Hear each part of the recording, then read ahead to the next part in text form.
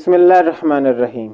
اپنے سننے اور دیکھنے والوں کو رضوان اصغر اور مسلم مسیحی مکالمہ کی ٹیم کی طرف سے السلام علیکم ورحمۃ اللہ وبرکاتہ۔ گزشتہ دنوں ایک ویڈیو دیکھنے کا اتفاق ہوا جس میں پادری شفیق کمل صاحب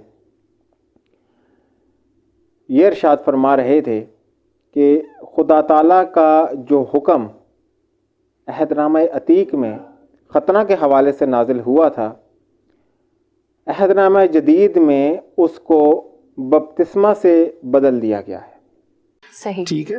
اس سے آپ اندازہ کر لیں کہ ختنے کی رسم کی یہودیوں کے نزدیک اہمیت کتنی تھی۔ اور نو ڈاؤٹ جو اولڈ ٹیسٹامنٹ ہے، ہم اس کو اولڈ ٹیسٹامنٹ کہتے ہی اس لیے ہیں کہ حضرت ابراہیم کے ذریعے حضرت ابراہیم کے ساتھ خدا نے جو عہد باندھا تھا، اس عہد میں شریک ہونے کے لیے یہ اولین شرط تھی کہ اولاد نرینہ کا ختنہ کر کے ان کو جماعت میں شامل کیا جائے۔ لیکن نیو ٹیسٹامنٹ میں آپ کو پتا کہ بپتسمے نے ختنے کو ریپلیس کیا۔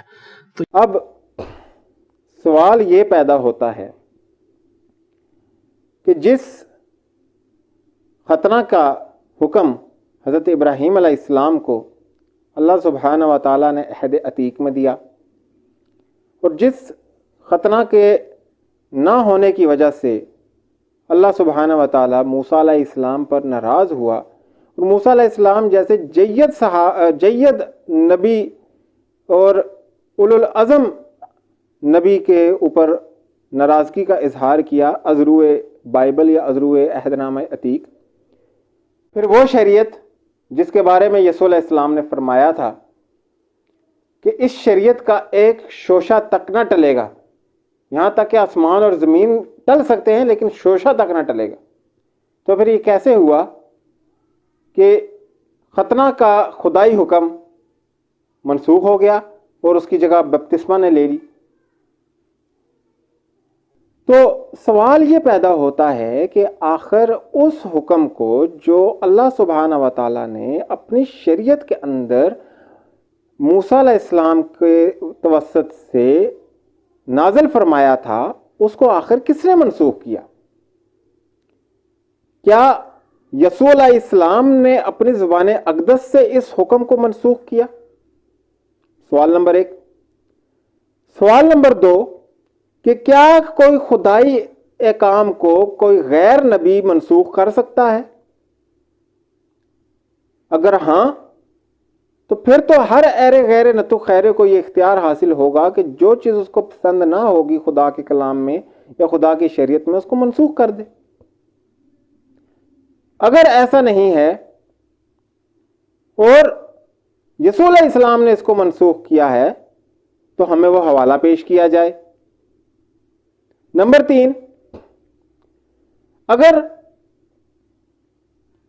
ختنہ کا حکم منسوخ ہو چکا تھا اور اس کو بپتسمہ سے بدل دیا گیا تھا، تو کیوں پولس رسول نے تیموتھیوس کا ختنہ کیا؟ اب یہاں پر آپ یہ تعویل دیتے ہیں جی کہ کیونکہ اس کی ماں جو تھی وہ یہودی تھی اور اس نے ایک یونانی سے شادی کر لی تھی، اس لیے یہودیوں کو خوش کرنے کے لیے ایسا کیا گیا تھا، جو کہ ایک بہت ہی کمزور قسم کی تعویل ہے۔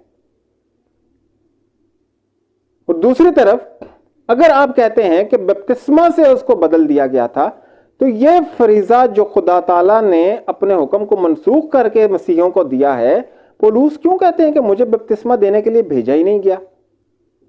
سوال نمبر 4، آپ کے پاس کیا ایسی دلیل ہے جس کے مطابق آپ کہتے ہیں کہ بپتسمہ دینا خدا تعالیٰ کی طرف سے ایک حکم ہے؟ اگر آپ یہ کہتے ہیں کہ حکم عظیم یا یسوع علیہ السلام جب صعود آسمانی کی طرف جا رہے تھے یا آسمان پر جا رہے تھے، تو انہوں نے اپنے حواریوں کو یہ حکم دیا کہ آپ تمام دنیا کے لوگوں کو بپتسمہ دیجئے، ارشاد میری بھی سن لیجئے۔ وہ یہ ہے کہ یہ آیات مرکز کے آخری باب کی آیت نمبر 16 تا 20 میں یہ بات درج ہے، اور خود کئی بائبل کے علماء کرام اور مصنفین یہ بات کہتے ہیں کہ یہ آیات الحاقی ہیں اور یہ قدیم نسخہ جات میں یہ باتیں موجود ہی نہیں ہیں یسوع کی زبان اقدس سے، اور یہ بعد میں کلیسیا نے اپنی ضرورت کے مطابق ان کو جمع کر لیا اور ان کو کلام مقدس کے اندر آمیزش کر لی۔ اگر آپ متی کا حوالہ دیں تو آپ کی اطلاع کے لیے عرض ہے کہ متی تو مرکز کا ہی شاگرد ہے اور اسی کا خوشہ نشین ہے، تو اس نے مرکز ہی سے یہ آیات لے کر متی کے اندر نقل کی ہیں۔ تو جو آیات ہیں ہی الہاقی، جن کے بارے میں آپ کے علماء کرام کہتے ہیں کہ یہ بعد کی آمیزش ہے، وہ دلیل نہیں ہو سکتی۔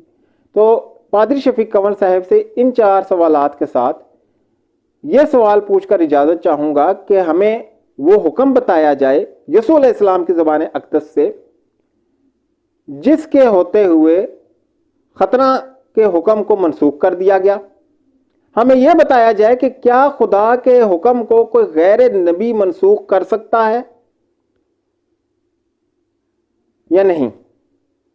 ہمیں یہ بتایا جائے کہ اگر یسوع علیہ السلام نے اس حکم کو منسوخ نہیں کیا تو پھر کس نے کیا؟